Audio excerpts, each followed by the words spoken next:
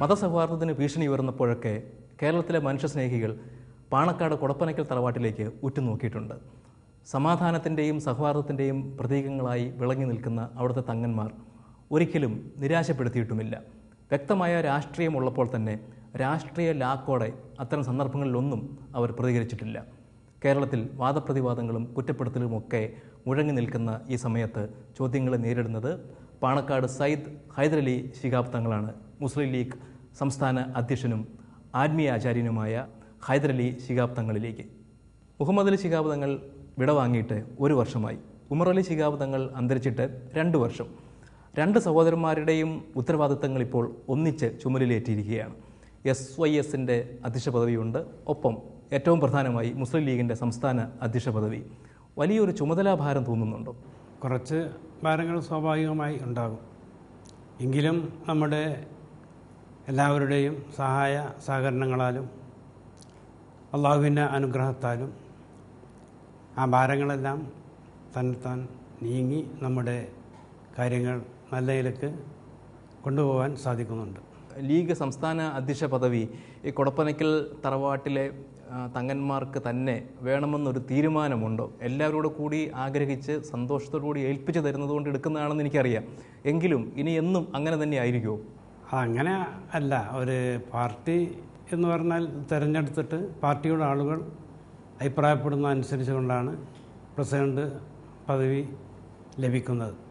മുമ്പ് ഇസ്മായിൽ സാഹിബ്, അതുപോലെ തന്നെ ബാഫക്കി തങ്ങൾ, പിന്നെ ഒന്ന് പിതാവും ശിഹാബ് തങ്ങളും അങ്ങനെ പോകുന്നു എന്ന് മാത്രമേ ഉള്ളൂ. എന്നല്ലാതെ ഒരു കുടുംബ പാരമ്പര്യമല്ല പ്രസിഡന്റ് പദവി. ഈ കുടുംബത്തിൽ തന്നെ എടുത്താൽ ഏറ്റവും കൂടുതൽ വ്യക്തിപരമായി വേദന അനുഭവിച്ചത് ഹൈദരലി ശിഹാബ് തങ്ങളാണെന്ന് തോന്നിയിട്ടുണ്ട്. അപ്പോൾ ഉമ്മ 3 വയസ്സുള്ളപ്പോൾ മരിച്ചു. അതിനുശേഷം ബാപ്പയുടെ സഹോദരിയാണ് വളർത്തിയത്. ജ്യേഷ്ഠനെ പോലെ പുറത്തുപോയി പഠിക്കണമെന്നുണ്ടായിരുന്നു. അതിനുവേണ്ടി എല്ലാം തയ്യാറായിരുന്നപ്പോൾ ബാപ്പയ്ക്ക് രോഗം മൂർച്ഛിച്ചു. ബാപ്പയുടെ കൂടെ കൂടുതൽ യാത്ര ചെയ്യേണ്ടി, ശുശ്രൂഷിക്കാൻ നിൽക്കേണ്ടിയും വന്നു. അപ്പോൾ ഇപ്പോൾ ഓർക്കുമ്പോൾ അങ്ങനെ പഠിക്കാൻ പോകാത്തതിലൊരു വിഷമം തോന്നുന്നുണ്ടോ? അല്ല, അന്നത്തെ പ്രത്യേകമായ സാഹചര്യത്തിലാണ് അങ്ങനെ ഒരവസ്ഥ ഉണ്ടായിരുന്നത്. പഠിക്കുവാൻ ആഗ്രഹമുണ്ടായിരുന്നു. പ്രത്യേകിച്ച് മദീനയിലേക്കാണ് പഠിക്കുവാൻ വേണ്ടി ഞാൻ ആഗ്രഹിച്ചിരുന്നത്. പഠിക്കാത്തതിലുള്ള ചില വേദനകളുണ്ട്. എങ്കിലും മറ്റ് സംഘടനാ കാര്യങ്ങളിലും അതുപോലെ തന്നെ മറ്റ് പൊതുവേദികളിലുമെല്ലാം തന്നെ ഇടപഴകി പ്രവർത്തിക്കുവാനുള്ള ഒരു ശീലം അതിലുണ്ടായി തീർന്നു. വിവിധ സമുദായങ്ങൾ തമ്മിലുള്ള അകൽച്ച തന്നെ വർദ്ധിപ്പിക്കുന്നത് പോലെ ചില സംഭവങ്ങളാണ് അടുത്ത കാലത്തുണ്ടായത്. ഇപ്പോൾ ചില സംഘടനകൾ മാത്രം അതിന് ഉത്തരവാദികളായിരിക്കുമ്പോൾ ഒരു സമൂഹം മുഴുവനായിട്ട് തന്നെ അതിൻ്റെ പേരിൽ വേദന അനുഭവിക്കുന്ന ഒരു പശ്ചാത്തലവുമുണ്ട്. അപ്പോൾ ഇത് കാണുമ്പോൾ ഒരു നല്ല മുസ്ലിം എങ്ങനെ പ്രതികരിക്കണം എന്ന് പറയുക? മുസ്ലിങ്ങൾക്ക് ഒരു വിശ്വാസമുണ്ട്. ആ വിശ്വാസം പരിശുദ്ധ ഖുർആനാണ്. ആ ഖുർആനിലേക്ക് എത്തി നോക്കിയാൽ ഇവിടെ ഒരിക്കലും മനുഷ്യൻ തീവ്രവാദത്തിലേക്കോ ഭീകരവാദത്തിലേക്കോ പോകുന്ന ഒന്നും അതിൽ കാണാൻ സാധിക്കുകയില്ല. എല്ലാ ആളുകളുമായിക്കൊണ്ട് ഒരുമിച്ച് ഒത്തൊരുമയോടുകൂടി മറ്റ് മതങ്ങളുമായിക്കൊണ്ട് സൗഹാർദ്ദത്തോടു കൂടി ജീവിക്കുവാനാണ് നമ്മുടെ ദൈവിക ഗ്രന്ഥമായ പരിശുദ്ധ ഖുർആൻ മനുഷ്യരോട് ആജ്ഞാപിക്കുന്നത്. ആ ഖുർആൻ നോക്കി ജീവിച്ചാൽ നമുക്കെപ്പോഴും ഇവിടെ രക്ഷയുണ്ടാകും. ഇപ്പോൾ ഖുർആനിൽ തന്നെ ഏറ്റവും കൂടുതൽ വരുന്ന പദം റഹ്മത്ത് എന്നാണെന്ന് പറയാം, കാരുണ്യം എന്ന്. അപ്പോൾ ഈ ഖുർആനിലെ പ്രബോധനങ്ങൾ ഏതെങ്കിലും തരത്തിൽ ഈ മുസ്ലിം സംഘടനകൾ ദുർവ്യാഖ്യാനം ചെയ്യുന്നുണ്ടോ? അത് അവരുടെ ചില താല്പര്യങ്ങൾക്ക് വേണ്ടി ഒരു പക്ഷേ ചില സംഘടനകൾ, പ്രത്യേകിച്ച് തീവ്രവാദ ഭീകരവാദ സംഘടനകളെല്ലാം ദുർവ്യാഖ്യാനം ചെയ്യുന്നുണ്ടാകും. അടുത്ത കാലത്ത് ഏറ്റവും പ്രശ്നമായത് ഒരു കോളേജ് അധ്യാപകനെതിരെ ഉണ്ടായ ആക്രമണമാണ്. മതനിന്ദയ്ക്കെതിരെയുള്ള പ്രതികരണം എന്ന നിലയിൽ പോലും അതിന് വ്യാഖ്യാനങ്ങളുണ്ടായി. ഇനി അഥവാ ഒരു മതനിന്ദ ഉണ്ടായാൽ തന്നെ ഒരു യഥാർത്ഥ മുസ്ലിം അതിനോട് എങ്ങനെയാണ് പ്രതികരിക്കേണ്ടത്? ആ മതനിന്ദയെ നാം പ്രതികരിക്കേണ്ടത് നമ്മുടെ എല്ലാവരുടെയും ചുമതലയാണ്. പക്ഷേ അങ്ങനെയുള്ള ആളുകൾ പൊതുമാപ്പിന് വേണ്ടി തയ്യാറായാൽ അവർക്ക് മാപ്പ് കൊടുക്കേണ്ടത് നമ്മുടെ കടമയാണ് എന്നാണ് പ്രവാചകൻ നബി സല്ലല്ലാഹു അലൈഹി വസല്ലം തങ്ങൾ നമ്മെ പഠിപ്പിച്ചിട്ടുള്ളത്. കാരണം നബി സല്ലല്ലാഹു അലൈഹി വസല്ലം തങ്ങളെ വളരെയധികം ബുദ്ധിമുട്ടിച്ചു.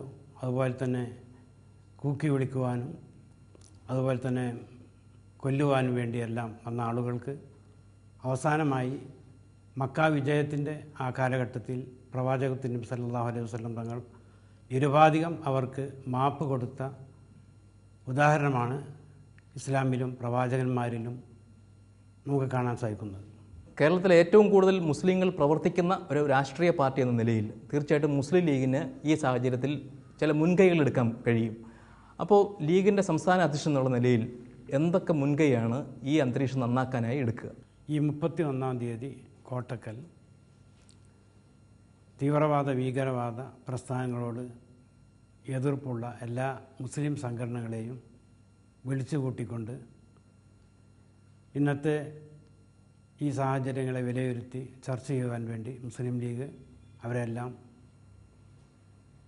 വിളിച്ച് കൂട്ടാൻ തീരുമാനിച്ചിരിക്കുകയാണ്. അതുപോലെ തന്നെ 6-ാം തീയതിയും കേരളത്തിൽ എല്ലാ പഞ്ചായത്തിലും മുനിസിപ്പാലിറ്റിയിലും മത സൗഹൃദ സംഗമവും മുസ്ലിം ലീഗിൻ്റെ ആഭിമുഖ്യത്തിൽ നടത്താൻ തീരുമാനിച്ചിരിക്കുകയാണ്. അതേപോലെ തന്നെ എല്ലാ സംഘടനകളും ഒന്നിച്ചുകൊണ്ട് ഇങ്ങനെയുള്ള തീവ്രവാദ പ്രസ്ഥാനങ്ങളെ മുളയിൽ തന്നെ ഉള്ളുവാൻ വേണ്ടി ഇവിടെ ഇറങ്ങിത്തിരിച്ച പ്രസ്ഥാനം കൂടിയാണ് മുസ്ലിം ലീഗ്. ഇപ്പോൾ ബാബറി മസ്ജിദ് തകർന്ന സമയത്ത് മുഹമ്മദ് അലി ശിഹാബ് തങ്ങളുടെ ഒരു ഇടപെടലുണ്ടായിരുന്നു. നമ്മളെ എങ്ങനെ പ്രതികരിക്കണം, സഹിഷ്ണുതയോടെ വേണം പ്രതികരിക്കാൻ. അതിന് വലിയ ഫലമുണ്ടാവുകയും ചെയ്തു. അപ്പോൾ ഇന്നത്തെ ഈ സാഹചര്യത്തിൽ അതുപോലൊരു ഇടപെടൽ ആവശ്യമാണ് എന്ന് തോന്നുന്നുണ്ട്. നമ്മുടെ എന്ത് വേദനകളുണ്ടെങ്കിലും അതെല്ലാം സഹിച്ചുകൊണ്ട് നമ്മുടെ സമുദായത്തിൻ്റെ ആ നയത്തിനും നിലപാടിനും കോട്ടം തട്ടാത്ത രീതിയിലുള്ള എല്ലാവിധത്തിലുള്ള ഇടപെടലുകളും നാം ഇവിടെ നടത്തേണ്ടതുണ്ട്, നടത്തിക്കൊണ്ടിരിക്കുന്നുമുണ്ട്.